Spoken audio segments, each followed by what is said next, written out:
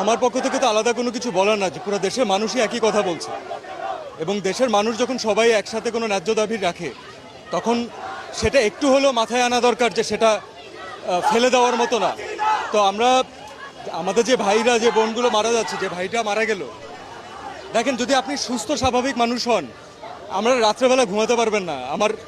আমার কানে এখনো বাজে যে কারো পানি লাগবে, কত পানি আসছে এখন, কারো পানি লাগবে। তো এটা যতদিন মাথায় থাকবে ততদিন পর্যন্ত আমরা শান্তিতে ঘুমাতে পারবো না। এবং এটা দেশের একজন নাগরিক হিসাবে আমরা তো সারা জীবন মানুষের জন্যই কাজ করেছি। আমরা যারা এন্টারটেনমেন্ট ইন্ডাস্ট্রিতে কাজ করি, আমরা কার জন্য কাজ করি? কোনো ইন্ডিভিজুয়ালকে দেখানোর জন্য কাজ করি না, আমরা দেশের মানুষের জন্য কাজ করি। তো আজকে তাদের যে ছাত্ররা, যারা ইয়াংরা, যারা হচ্ছে আমাদের মেইন অডিয়েন্স, যাদের আমাদেরকে প্রয়োজন, আমরা যদি তাদের সাথে না দাঁড়াতে পারি তাহলে আসলে কেন কাজ করলাম? এর থেকে কাজ না করা ভালো, অন্য কোনো কিছু করা বেটার। আমার নিজের বাচ্চা আছে ভাই, আমি জানি যে